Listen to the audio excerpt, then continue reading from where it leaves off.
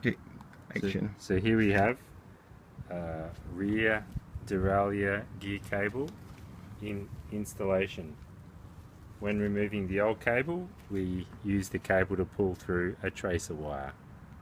To reassemble, we simply take the string, take one old cable end, we insert the cable inside the string, like so, pull the cable end over the string,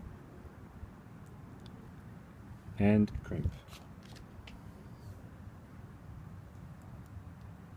Now we have a cable strong and ready to pull through the bike frame.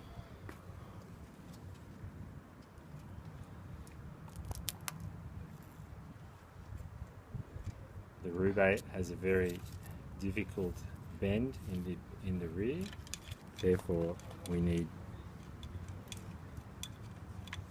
it to follow the bend through the top of the frame.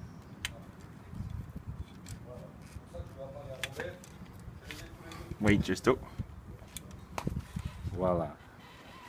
We have full cable installation, and never forget, already put the plastic bit on the cable. Voila!